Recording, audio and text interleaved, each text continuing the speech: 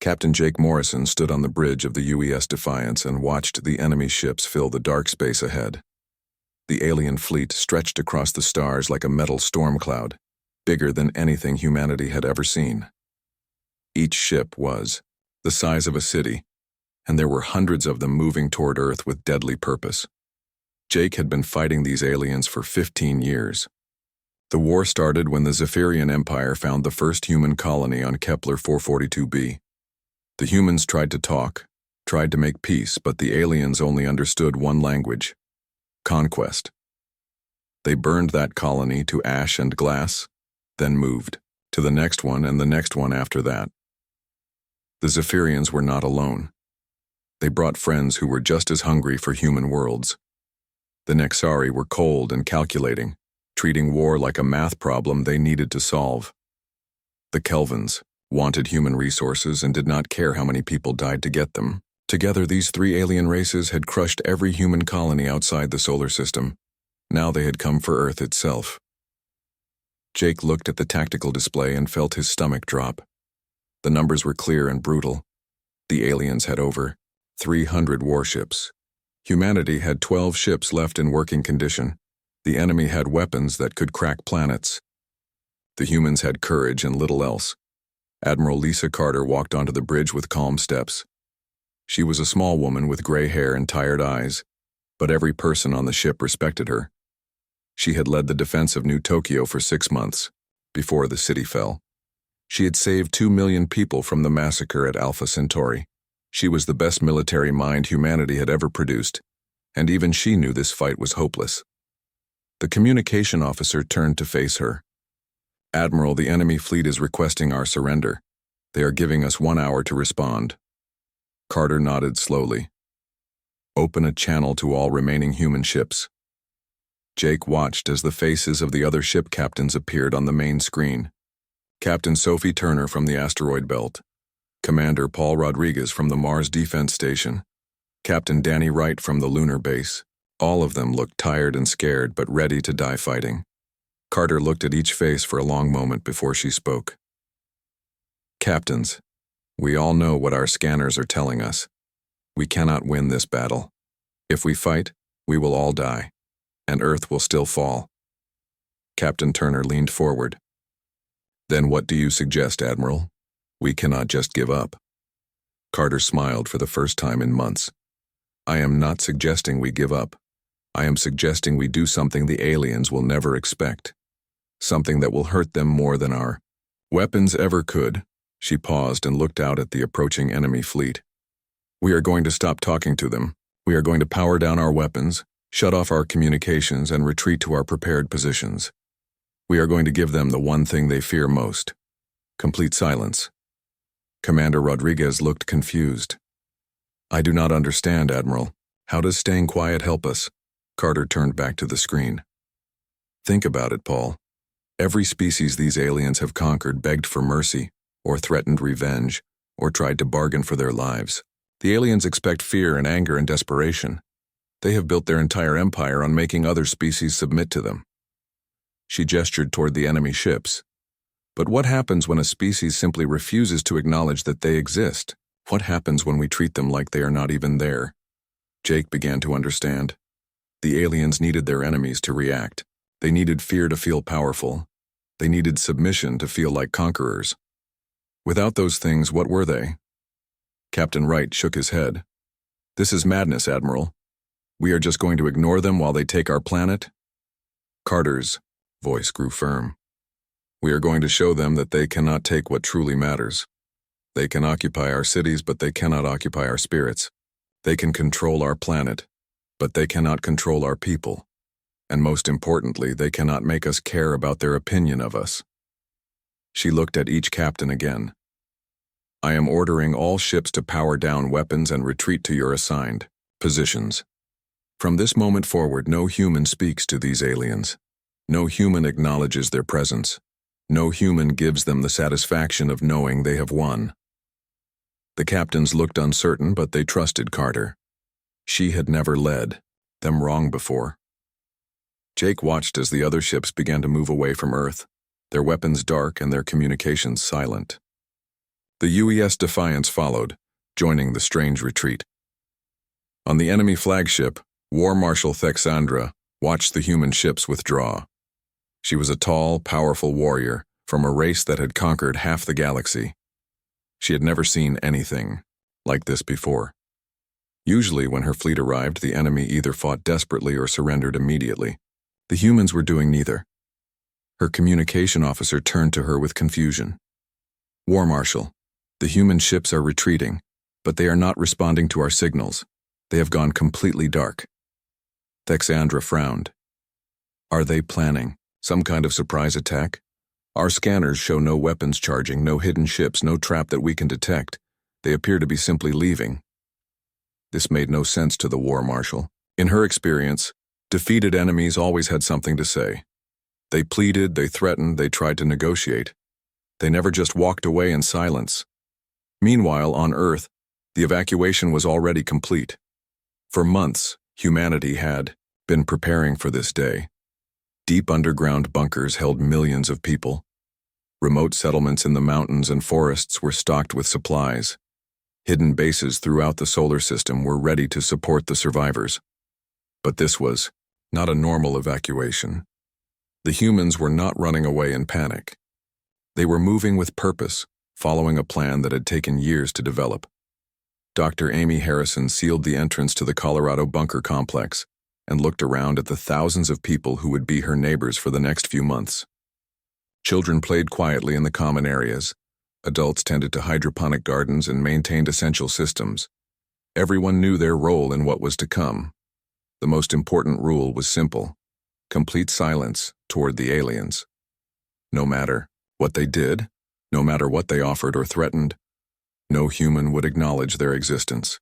It was the hardest thing humanity had ever attempted, and it would require every person to be stronger than they had ever been before. As the alien ships settled into orbit around Earth, they sent landing parties to the major cities. They found the cities largely empty but not abandoned.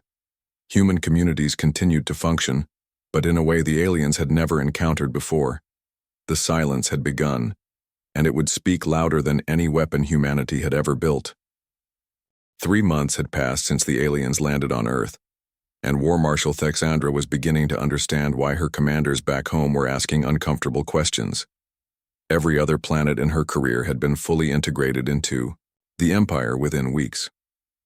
Earth remained a puzzle that hurt her head to think about. The Zephyrian troops had occupied every major city on the planet without firing a single shot. They had taken the government buildings, the military bases, and the communication centers. By all measures of conquest, Earth belonged to the Empire now. But it did not feel like victory. Thexandra walked through the streets of New York and watched the humans go about their daily lives as if she and her soldiers were invisible. A woman pushed a cart of vegetables past a Zephyrian patrol without looking at them. Children played in a park while alien ships flew overhead, but they never pointed at the sky or showed any sign of fear. An old man sat on a bench reading a book, completely ignoring the armed warriors who stood just meters away. This was not how conquered people were supposed to behave. In the Colorado bunker complex, Dr. Amy Harrison monitored alien communications from her hidden listening post. The intercepted signals painted a picture of growing confusion among the 3 alien races. The Nexari, who prided themselves on logical thinking, were running computer simulations day and night trying to predict human behavior. Every model they created failed to match what they were actually seeing. Amy smiled as she listened to a frustrated Nexari commander reporting to his superiors. The humans continue to function as a society, but they show no recognition of our authority. They follow their own laws and customs while completely ignoring our presence. This does not match any known pattern of post-conquest behavior. The ISO Kelvins were having an even worse time. Their entire reason for joining the invasion was to exploit Earth's resources and human labor. But how could they exploit a workforce that refused to acknowledge they existed? The humans continued to work, but only on their own projects. They maintained their cities, grew their food, and cared for their families. They just did it all while treating the aliens like empty air. Commander Paul Rodriguez watched from his hidden base on Mars as alien patrol ships flew overhead every day. The ships scanned the surface looking for human installations, but they found only the bases that humans wanted them to find, empty facilities that told them nothing useful. The real human presence on Mars was underground, in tunnels that had been dug over many years of preparation. Paul's job was to coordinate the supply network that kept the hidden human communities alive. It was delicate work that required perfect timing and absolute silence.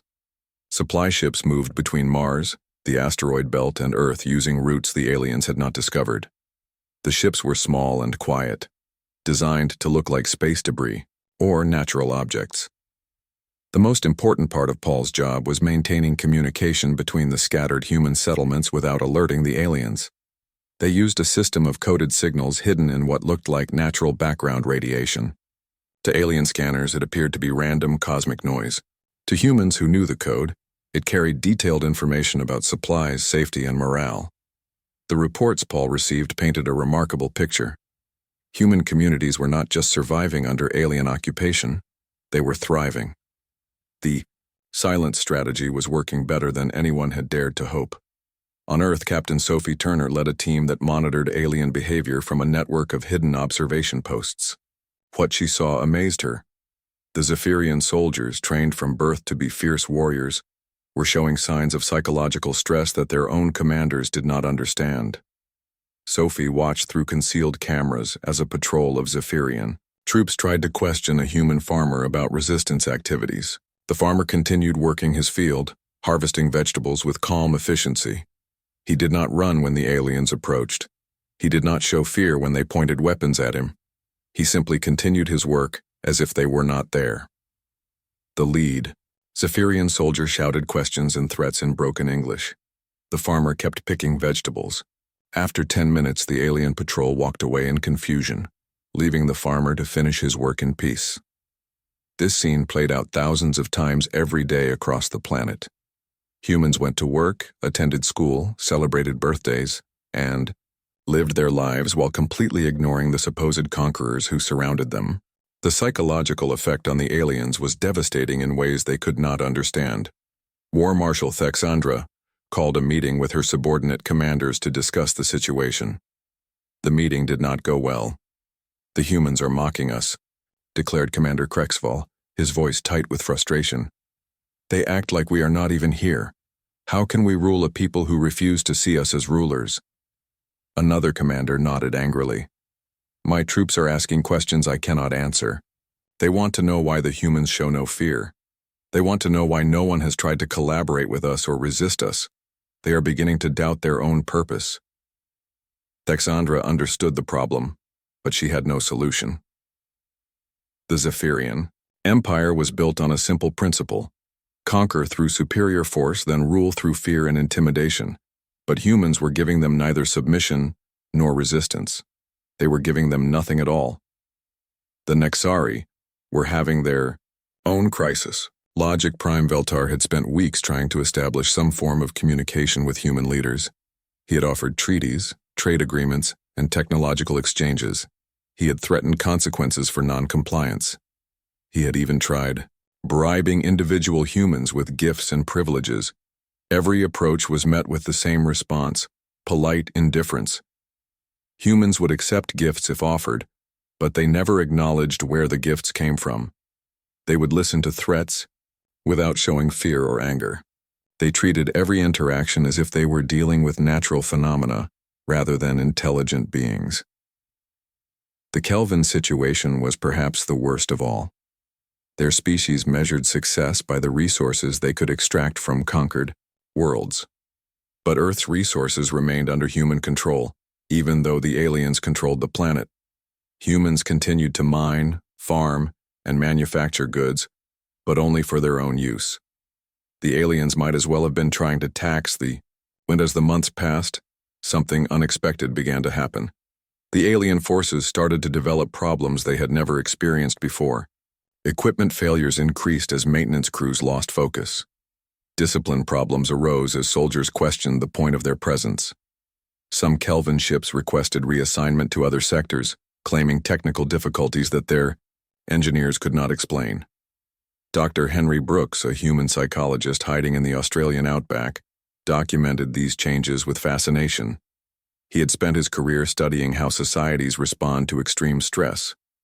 Now he was watching an entire invasion force slowly break down under the pressure of being systematically ignored. Brooks wrote in his hidden journal, "The aliens came expecting to fight an enemy. Instead, they found a civilization that simply chose not to recognize their existence. They are warriors without a war, conquerors without subjects, rulers without acknowledgement. They are discovering that power without recognition is not power at all." Meanwhile, in the hidden human communities, something beautiful was happening. Cut off from their old world but not defeated, humans were creating something new. Children learned in underground schools where teachers emphasized creativity and independence. Adults developed new technologies and art forms in the safety of their hidden bases. Communities grew stronger through cooperation and shared purpose. The silence was not empty. It was full of human life continuing with quiet determination. It was full of a people who had decided that their worth did not depend on alien approval. It was full of the most powerful statement humans had ever made: "We exist, and that is enough." As the 3-month mark passed, observers in the hidden human network noted increasing signs of stress among the alien forces. The great conquest was turning into something none of them had planned for. They were learning that occupying a planet was easy, but occupying a people who refused to be occupied was impossible. The waiting game continued, and humanity was winning by not playing. 6 months into what the aliens still called their conquest of Earth, the cracks in their alliance were becoming impossible to hide. War Marshal Thexandra stared at the angry message from the Imperial High Command and felt something she had never experienced before: doubt about her own abilities as a military leader. The message was clear and brutal. The High Command wanted to know why Earth was still not integrated into the Empire. They wanted to know why human resources were not flowing to Imperial worlds. Most importantly, they wanted to know why it was taking longer to pacify one small planet than it had taken to conquer entire star systems. Thexandra had no good answers. How could she explain that the humans had defeated her without fighting? How could she tell the most powerful military force in the galaxy that they were being beaten by people who simply refused to talk to them? The War Marshal walked through the occupied city of London and tried to understand what she was seeing. Humans filled the streets, going about their business with calm efficiency. They shopped in markets, worked in offices, and met friends for lunch. Children played in parks while their parents watched with peaceful expressions, but none of them looked at her. None of them looked at any of the Zephyrian soldiers who patrolled among them. It was as if the aliens existed in a different world, visible but not real, present but not acknowledged. This was driving her warriors insane. Dr. Henry Brooks observed the psychological breakdown of the occupation forces from his hidden research facility in the Scottish Highlands. As a specialist in stress psychology, he was documenting something that had never been recorded before: the complete mental collapse of a conquering army, not through defeat, but through irrelevance. Brooks watched through concealed cameras as Zephyrian soldiers tried increasingly desperate methods to provoke some kind of response from humans. They would block sidewalks, hoping to force humans to acknowledge their presence. The humans would simply walk around them or find other routes, treating the soldiers like natural obstacles such as trees or rocks. Some soldiers tried making loud noises or displaying their weapons prominently. Humans would glance at the noise, source with mild curiosity, the same way they might look at construction work or street repairs, then continue with their activities without any sign of fear or concern. The most disturbing incidents occurred when individual soldiers broke down completely. Brooks documented several cases of Zephyrian warriors approaching humans and begging for some kind of reaction. They would plead in broken English for the humans to show fear, anger, or even defiance. The humans would listen politely, then continue with whatever they had been doing, leaving the soldiers standing alone in crowds of people who had already forgotten they existed. Meanwhile, the Nexari were facing their own crisis of logic. Logic Prime Veltar had been recalled to the home fleet to explain his failures to the Nexari High Council. The council prided itself on rational analysis and logical solutions, but they had never encountered a problem like humanity. Veltar stood before the council and tried to explain what he had learned. "The humans have created a logical paradox," he reported. "We have achieved all the military objectives of conquest, but none of the practical benefits. We control their territory, but not their society. We occupy their planet, but not their civilization." The council members exchanged confused glances. This made no sense according to their models of post-conquest behavior. Conquered species either submitted and became productive members of the empire, or they resisted and were eliminated. The humans were doing neither. "Have you tried offering them better terms of surrender?" asked one council member. "We have offered them everything from full autonomy to technological advancement. They accept material gifts when offered, but they never acknowledge the source or enter into any formal agreements. It is as if they consider us a natural phenomenon rather than a political entity." The council fell silent. For a species that based all decisions on logical analysis, this situation was like trying to solve an equation where the variables refused to behave according to mathematical laws. On Earth, Lieutenant Sarah Kim coordinated what the humans called productive silence from her base beneath the ruins of Chicago. Sarah's job was to ensure that human communities continued to develop and grow while maintaining their policy of non-acknowledgement toward the aliens. The results were remarkable. Without the stress of trying to resist or accommodate their occupiers, human communities were becoming more creative and efficient than they had ever been.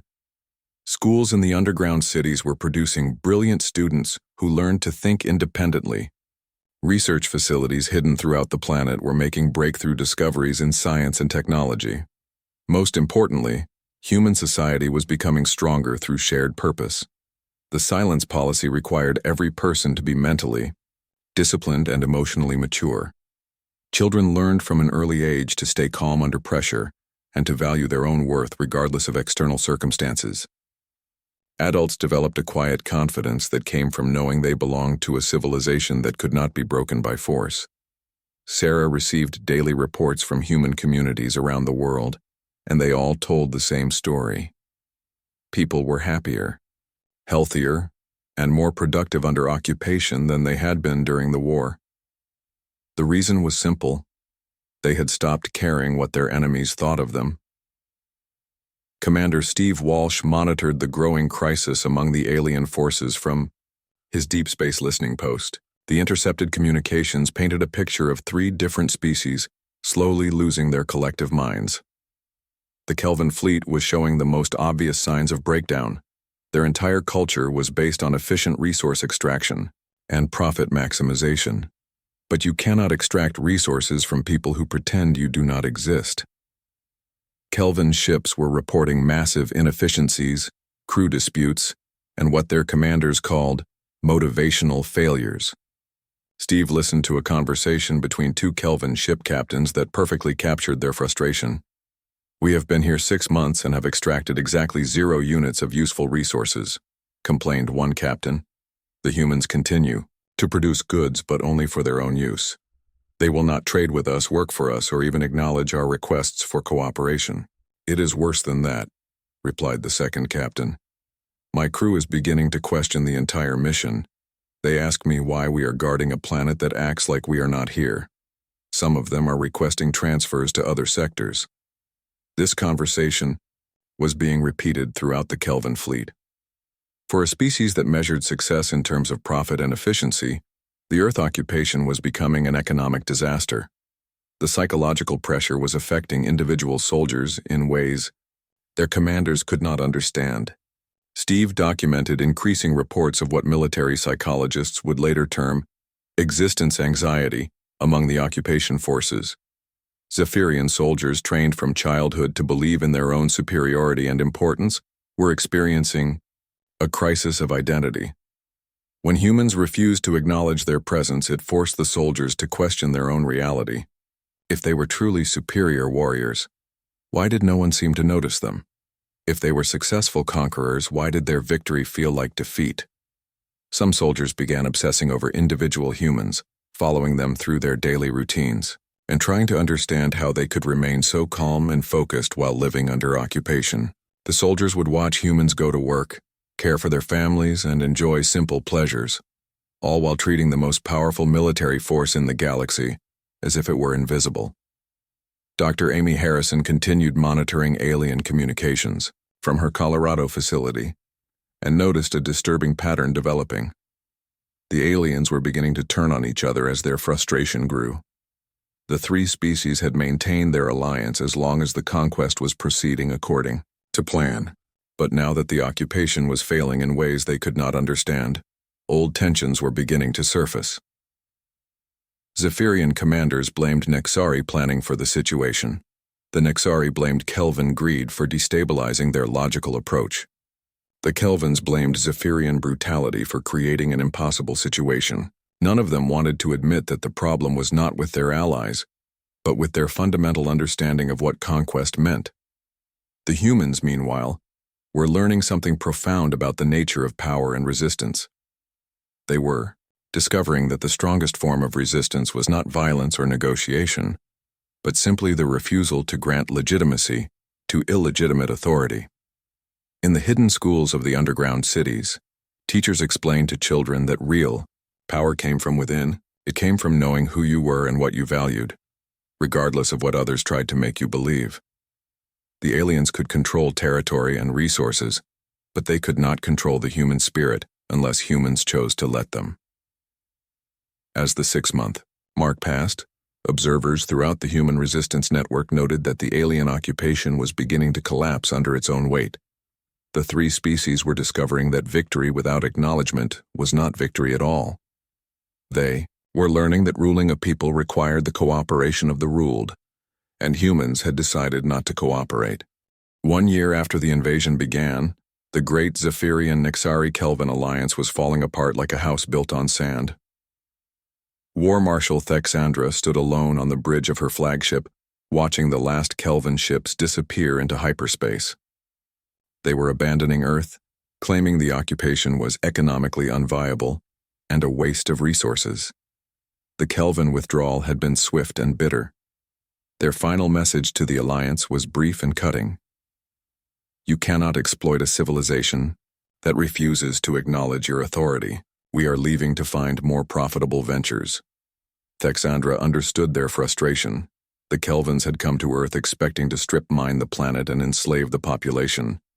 Instead, they found humans who continued their lives with such complete indifference that the Kelvins might as well have been trying to tax the clouds or negotiate with the ocean waves. 2 weeks later, the Nexari followed. Logic Prime Veltar delivered a formal statement to the remaining Zephyrian forces before departing. The human variable has proven to be incalculable and threatens the stability of logical framework operations. The Nexari Council has determined that continued presence in this sector serves no rational purpose. The Nexari had spent months trying to understand human behavior through their computer models and logical analysis. Every simulation they ran failed to predict what humans would do next. For a species that based all decisions on mathematical certainty, the humans represented an impossible equation that could not be solved. Now only the Zephyrians remained, and they were slowly going insane. Dr. Kate Miller documented the complete psychological breakdown of the Zephyrian command structure from her hidden research facility in the Amazon rainforest. As a specialist in military psychology, she was witnessing something unprecedented: the mental collapse of an entire army, not through defeat in battle, but through the slow erosion of purpose and meaning. Kate watched through concealed cameras as Zephyrian soldiers attempted increasingly desperate measures to provoke human responses. They would destroy empty buildings, hoping humans would show anger or fear. The humans would simply begin rebuilding the next day, working around the alien soldiers as if they were part of the landscape. The soldiers tried cutting power to human neighborhoods. The humans switched to backup generators and solar panels, continuing their activities without missing a beat. They tried blocking roads and transportation routes. The humans used alternate paths or simply walked, treating the obstructions like natural weather phenomena. Most disturbing of all, some soldiers began targeting individual humans directly, demanding responses through intimidation and threats. The humans would listen politely to whatever the aliens said, then continue with their activities as if the conversation had never happened. This passive indifference was more psychologically devastating than any active resistance could have been. Major Ryan Clark reported from his lunar observation post that Zephyrian soldiers were showing signs of what military psychologists called existential breakdown. Their entire identity was built around being feared and respected warriors. When humans treated them with the same attention they might give to background noise, it struck at the core of who they believed themselves to be. Ryan intercepted communications between Zephyrian units that revealed the depth of their crisis. Soldiers were requesting transfers away from Earth duty. Some were reporting sick when they were perfectly healthy. Others were experiencing what their medics called purpose anxiety, a condition where warriors began questioning the meaning of their own existence. The turning point came when a young Zephyrian soldier named Krextar suffered a complete mental breakdown in the middle of Times Square. Kate Miller watched the incident unfold through hidden cameras, and the recording would later become famous throughout the galaxy as a symbol of humanity's silent victory. Krextar had been stationed on Earth for 8 months. Like all Zephyrian warriors, he had been trained from childhood to believe that conquest brought glory, and that defeated enemies would either fear him or respect his strength. But humans gave him neither fear nor respect. They gave him nothing at all. On that day in Times Square, surrounded by hundreds of humans going about their daily business, Krextar snapped. He threw down his weapon and began screaming at the crowds around him. He begged them to notice him, to fear him, to hate him, to give him any response that would prove he existed and mattered. "Please," he shouted in broken English, "just look at me. Just see me. I am a warrior of the greatest empire in the galaxy. Why will you not acknowledge me?" The humans paused briefly to observe the commotion, the same way they might notice a street performer or someone having a medical emergency. A few even seemed concerned for his welfare. But within minutes, they had resumed their activities, leaving Krextar alone in a crowd of people who had already forgotten he was there. The soldier collapsed to his knees and began weeping. He was picked up by his fellow warriors and taken for medical treatment, but the psychological damage was permanent. Krextar never recovered his mental stability, and his breakdown was recorded and transmitted throughout the Zephyrian fleet. The recording had a devastating effect on Zephyrian morale. Here was one of their own warriors, reduced to begging for attention from the very people he was supposed to be ruling.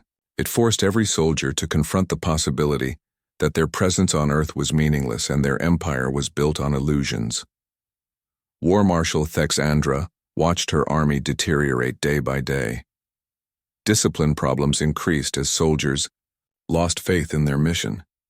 Equipment failures multiplied as maintenance crews lost focus and motivation. Some units began operating independently, making up their own rules because the official chain of command seemed to serve no purpose in a war that was not really a war. The War Marshal tried implementing more extreme measures. She ordered the destruction of human cultural sites, hoping to provoke an emotional response. The humans rebuilt them with improved designs, incorporating artistic elements that seemed inspired by the destruction itself. She tried cutting off food supplies to major cities. The humans activated hidden agricultural facilities and distributed food with greater efficiency than before. Most frustrating of all, she tried offering humans positions of authority within the occupation government. The humans would politely decline or simply ignore the offers entirely. It was impossible to corrupt people who refused to acknowledge your legitimacy in the first place.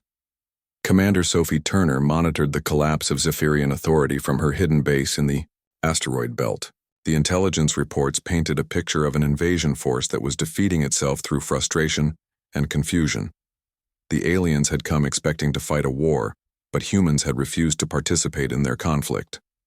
Sophie documented how human communities were actually improving under occupation. Without the stress of military resistance or the burden of trying to accommodate their occupiers, humans were free to focus on what they did best: building, creating, and supporting each other. Underground cities were becoming marvels of engineering and social organization. Hidden research facilities were making breakthrough discoveries in science and medicine. Art and literature were flourishing as humans found new ways to express their experiences. Children were growing up with a confidence and mental strength that previous generations had never known. The most remarkable development was how human society was becoming more cooperative and efficient. The shared challenge of maintaining dignity under occupation had brought out the best in human nature.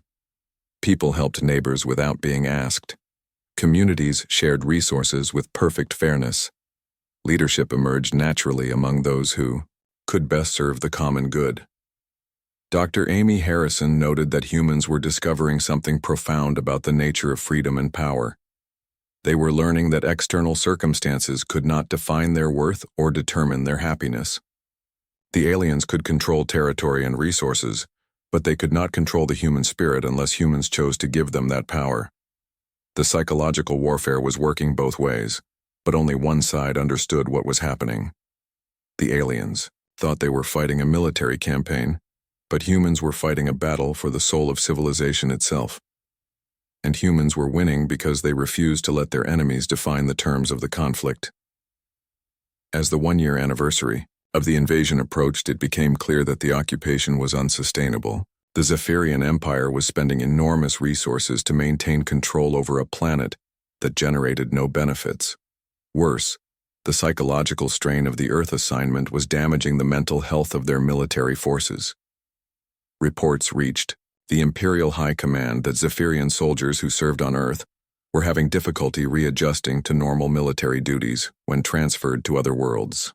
They had become accustomed to being ignored, and they struggled to function in environments where their authority was recognized and respected. The humans had achieved something impossible.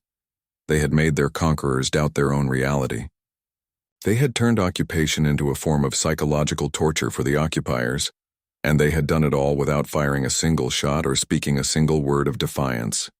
18 months after the invasion began, War Marshal Thexandra made a decision that would have been unthinkable to any Zephyrian military leader in the history of their empire. She requested a formal meeting with human leadership. For the first time since the occupation started, she was asking permission to speak with the people she supposedly ruled. The request came after weeks of internal debate within the remaining Zephyrian command structure.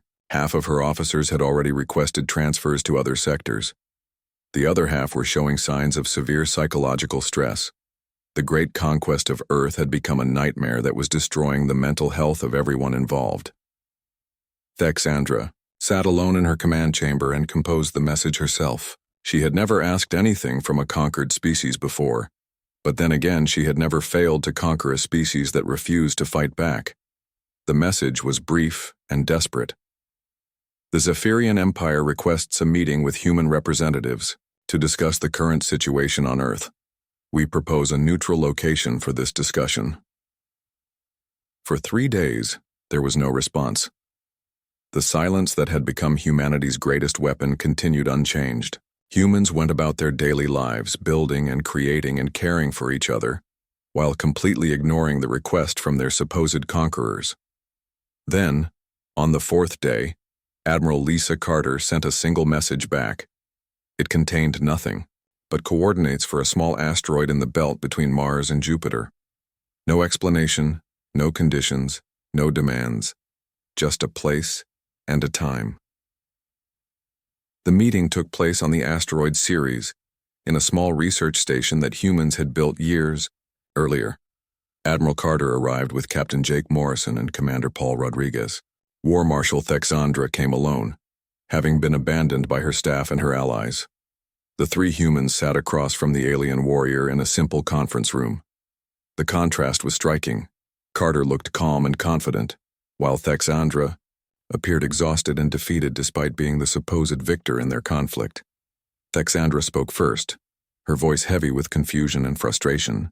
"I do not understand what has happened here. We conquered your planet. We defeated your military. We occupy your cities.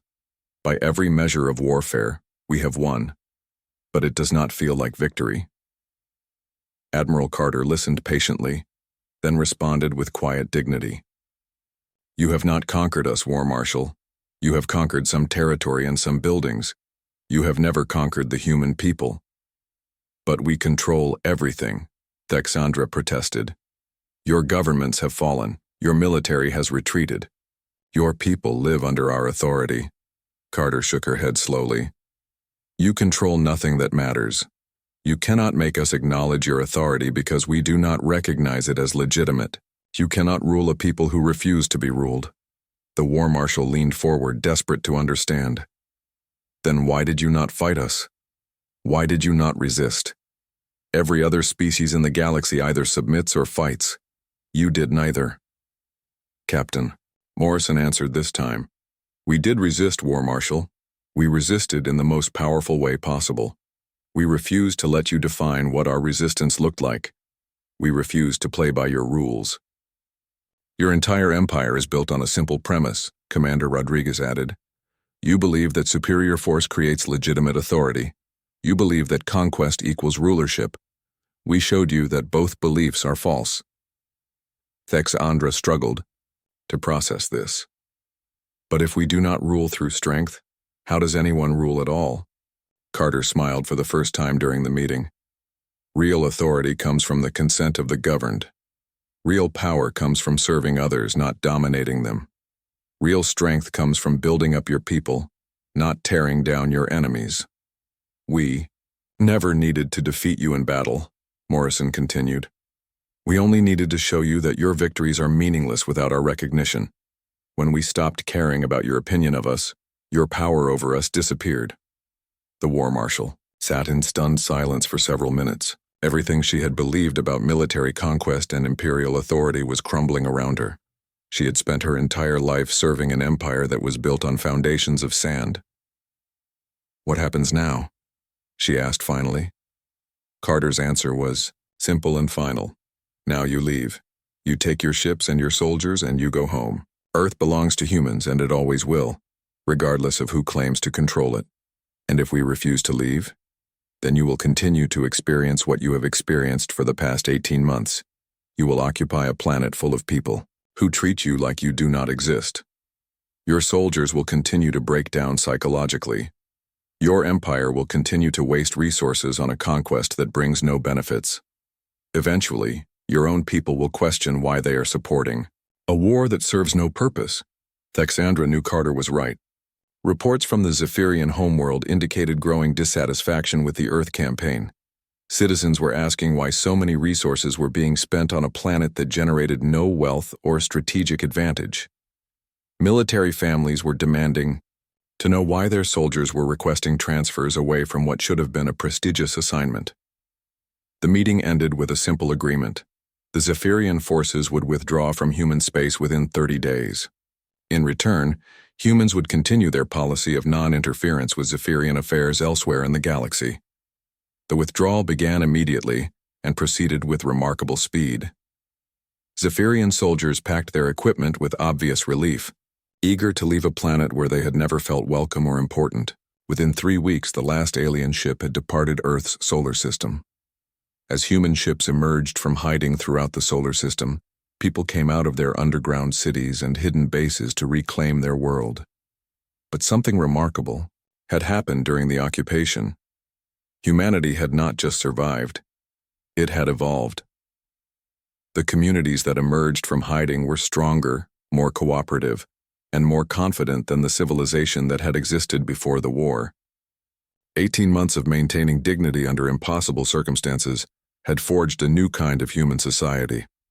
Dr. Henry Brooks published his study of the campaign, which became known throughout the galaxy as the Silent War. His research documented how humanity had achieved victory through psychological warfare, without ever acknowledging they were fighting a war at all. The study became required reading for military academies throughout known space. Other species began to question their own assumptions about the relationship between force and authority. Several smaller civilizations successfully used variations of humanity's silence strategy to resist larger aggressive neighbors. Captain Morrison, now promoted to admiral, oversaw the reconstruction of Earth's defenses. But the new military doctrine was fundamentally different from anything that had existed before. Instead of focusing on weapons and shields, humanity developed what they called presence defense, the ability to exist with such confidence and dignity that aggressive intentions simply could not take root in their space. The Zephyrian Empire issued a galaxy-wide declaration that human space was to be considered off-limits to all Imperial operations. The official reason given was strategic incompatibility, but intercepted communications revealed the truth. Humanity's silence had driven the greatest military empire in the galaxy to the edge of madness. Other aggressive species took note and began giving human space a wide berth. Word spread throughout the galaxy about the strange civilization that had defeated conquerors by refusing to acknowledge their existence. 1 year after the withdrawal, Admiral Carter broadcast the first official human transmission since the war began. Her message was simple but carried the weight of their impossible victory.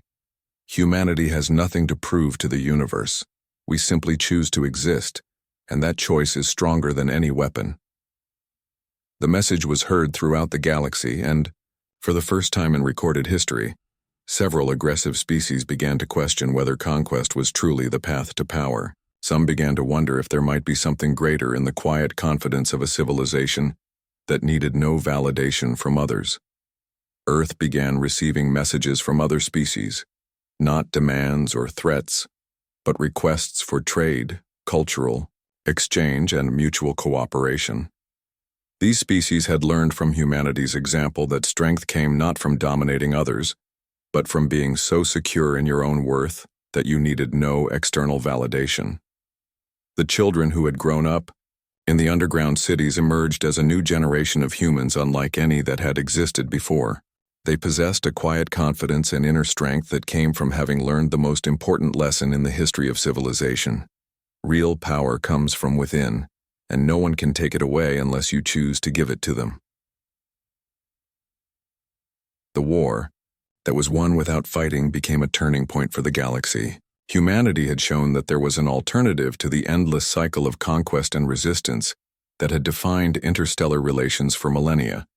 They had proven that sometimes the most powerful thing you can do is simply refuse to participate in other people's games of dominance and submission. The silence had spoken louder than any weapon, and its message echoed throughout the stars. True freedom cannot be taken by force, only given up by choice.